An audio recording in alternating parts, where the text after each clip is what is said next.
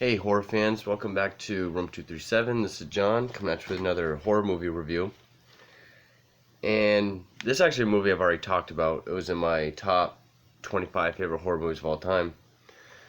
Because I know I've been going back and forth between like Italian horror and giallo and exploitation films and classic monster movies. But last night, after watching that piece of shit known as Snuff, which I ranted on, that was my last video, I was like, I gotta watch something fun. I gotta get the taste out of my mouth. That movie was just terrible. Not because of Snuff. Just it was a piece of shit fucking movie. So, and normally when that happens, I go for like Evil Dead 2 or Dead Alive or just something really fun. But this is one that I haven't seen in a while. Thought it'd be a great idea to revisit it, and again, I fell in love with it all over again. That is Re-Animator, and I love this film to death. I'm actually thinking about redoing my top 25 because this was like number 14 or 15, and I think it deserves higher. I mean, Evil Dead 2 was I think number 6, and that's probably at the 2 or 3 spot at this point. But Re-Animator is from the 80s. It's from 1985. It was directed by Stuart Gordon. It stars, of course, Jeffery Combs as Herbert West, one of the best horror movie characters ever, I think. Is he a protagonist? Is he well, he's not the antagonist in this, and that would be Dr.Hill. Stars Bruce Abbot as Dan Kane. And then a bunch of other different people. The movie opens up in Switzerland with these people trying to get into this university in Switzerland, and these people trying to get into this medical professor's or science professor's office. They finally break through, and he's dead, and Herbert West is standing over him. They're like, "You killed him." He's like, "No. I gave him life." So we pick up in America, where pretty much our lead, I guess, Dan Kane, he's dating a girl named Megan, who is the dean's daughter. That plays a role in the film. There's a knock at his door. I was trying to think of, say, like, apartment building or whatever. He has a room for rent, and Herbert West comes in, offers him a room, but he always asks for complete privacy and not be bothered. And I'm not going to go plot point by plot point because, I mean, even though I don't know a lot of people personally who like Re-Animator, because, a lot of people I know don't watch good classic horror movies. But this is known as one of the greatest classics of all time from the 80s, Even on the cover, one of the greatest horror movies ever made by Entertainment Weekly. Exactly. But basically, Herbert West's whole thing is he's an inventor that creates the serum that can reanimate the dead. And then we get this guy, Dr. Hill, who, he's a medical professor. He doesn't like Herbert West because he argues with him in class about like brain death, which is when irreparable damage happens to the brain after death. That's sort of the window for when you can bring the dead back to life. And pretty much through like the first good chunk of the film, it's Herbert West trying to show Dan his serum works. Like, his girlfriend Megan saying this Herbert guy's kind of weird and odd. Like, do you ever see him? He's always locked in his room. And then they realize they haven't seen the cat in a while. And so they're looking around for him. She goes in Herbert's room, which is all neatly and organized. He's got, like, sciencey stuff everywhere. She looks in his mini fridge, and there's the cat. So, of course, he was like, well, I put it there so that I could show you. I didn't think you would want it to rot. But later that night, Dan hears a noise, goes down to the cellar, and because he hears a noise, he brought back the cat. But of course, just like any other movie where you bring shit back to life, it gets all fucked up. And then basically, there's always stuff moving it. Like first it was the cat, and then Herbert West. You pretty much have to say first and last name with him because that's how he addresses himself. To be like, and you are, he's like, West. Herbert West. And actually, the actor Jefferey Combs, he, in this movie particularly, just sort of his mannerism, not really, I guess his mannerisms, but, his glasses, dark hair, he looks like Corey Michael Taylor, who plays Nigma on Gotham, which is kind of funny. And actually, Jeffrey Combs he voiced Scarecrow in the new Batman Adventures, so that's pretty awesome. So, him and Dan find a way to sneak into the campus morgue, and, they're looking at all these dead bodies, and some parts are kind of funny. They'll be looking at it, and they'll be like, motorcycle accident, malpractice, and they find this one body. They try to reanimate it, and, they always have, like, a voice recorder. You'll be like, alright, 20 cc's going into they inject it back here. They monitor the elapsed time. And then pretty much the dean comes in. There's a scuffle with the body that comes back because the body's all fucked up. The dean gets killed. They bring the dean back. And of course, he's all messed up now. He gets put in, which I guess this campus also has, a mental asylum. Because there's, a padded room, and it put in, Dr.Hill's care. But anyway. And, of course, there's the friction between Megan and Dan because of Herbert West, because of these experiments. Now her father, the dean, is all messed up. And really the main reason why Dan's helping Herbert West is because he blackmails him. He's like, well, the dean's not going to give you a scholarship. He finds out that you're dating the dean's daughter. You'll have to relocate and stuff. And then the movie really picks up when Dr. Hill goes to their house, and, he looks at Herbert West's notes, and he's like, I can have you put away for murder. And, unless you give me your notebook, I take the credit for your discovery and everything. He's a real dick about it. He plays a good asshole. Like a good evil doctor villain. Herbert West kills him by cutting his head off with a shovel. And that's how you get this scene, because that is Dr. Hill's head. Which I wish I had the original cover. It's like this, but it doesn't look like a painting. It looks like a picture. And the original tagline is, Herbert West has a good head on his shoulders, and another one on his desk.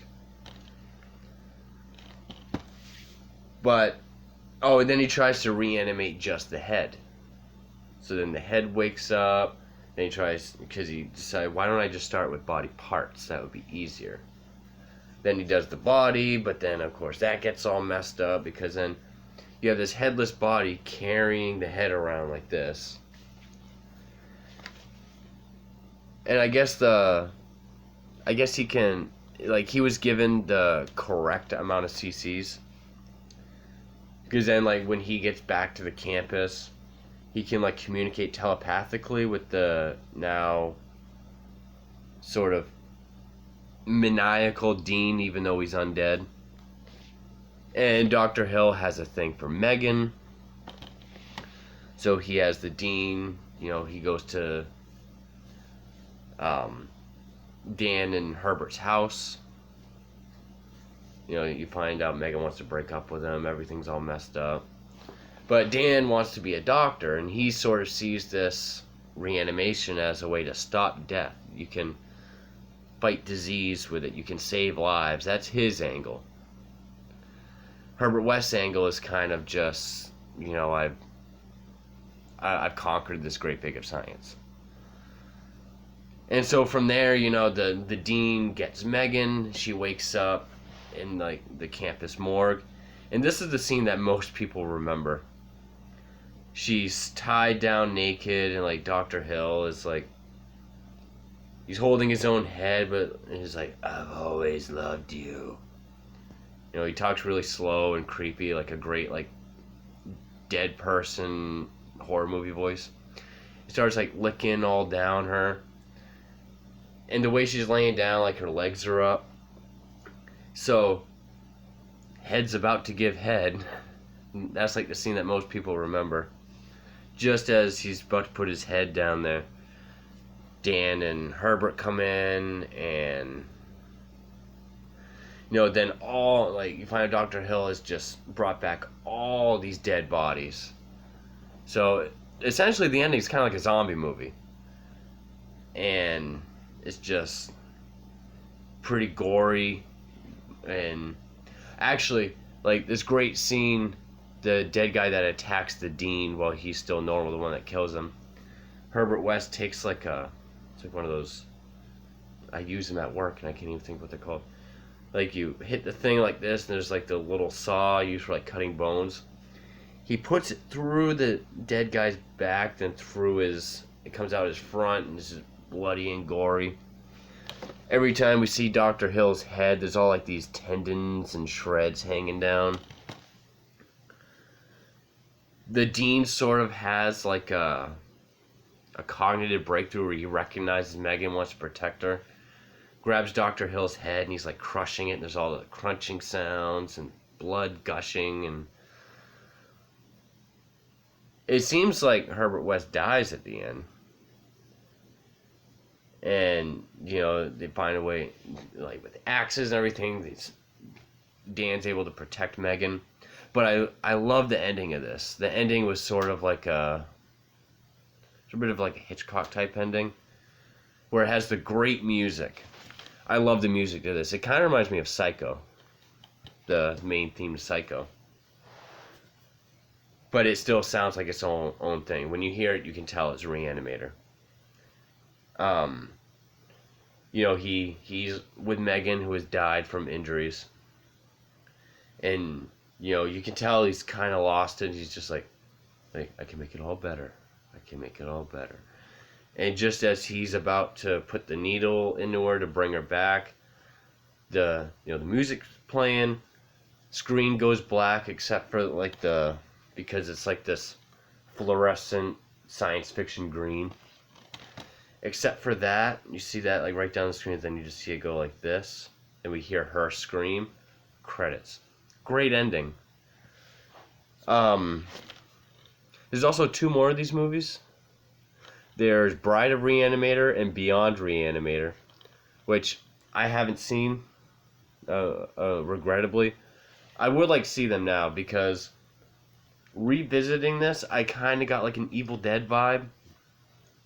Because, you know, it is horror, it is sort of crazy, it is pretty gory, not as balls to the wall as Evil Dead or Evil Dead 2. You know, it's a trilogy. You have the same actor, Jeffery Combs, playing the same very memorable character. I like Herbert West almost as much as Ash. Like, just rewatching this again, Herbert West is one of my favorite horror characters. Ash is probably my favorite movie hero of all time. You know, that's not like, well, I was going to say comic hero, but there are Evil Dead comics and Army of Darkness comics. But, you know, Ash is probably my favorite film hero. He's up there. You know, he's not really a hero. So, you know, I kind of got like this Evil Dead vibe, like, but it's fun. It's very entertaining. And, you know, I really didn't want to go that much into the plot, but it's just really, it's also H.P. Lovecraft, which I'm familiar with to a sort. I've never actually sat down and read any of his stories, but I do know, like, the kind of stories he writes, and he is very interesting. And I was sort of thinking this because I was reading about Jeffrey Combs. I guess he's been in like 8 productions based on Lovecraft's work. So it's sort of like how Johnny Depp is like the official Hunter S. Thompson type of actor. Jeffery Combs is like the official H.P. Lovecraft type of actor. But Jeffrey Combs did absolutely perfect as Herbert West. It's one of those movies where it feels like not a lot happens until the very end. But it's just engaging and it's, again, very fun. That's all I keep saying about it, is that it's fun. And it's a great horror movie. And I wish I knew more people knew about it. But, yeah. Again, after rewatching this last night, I don't know how in the hell this was only 14 or 15, my top 25 spot. Eventually, I'll redo that countdown, and definitely this will be higher up, because Re-Animator is it's even just like one of those titles, Re-Animator. It sounds cool. One of the most inventive horror films of all time. That's a word I should have also said. Inventive. Another reason why it reminded me of Evil Dead, because even though Herbert West Re-Animator, the original Lovecraft story, is a short story, it's like how much of this is actually in it. And I mean, if it's not in the story, who would have thought to have a head give head? And, even though in a horror movie that sounds genius. But yeah, Re-Animator, I absolutely love this movie. I love it to death. If you're getting into horror, or if you just love horror in general and you haven't seen this, definitely pick it up. It's also great for if you're getting into horror, because it's such a great 80s classic. Re-Animator, love it to death.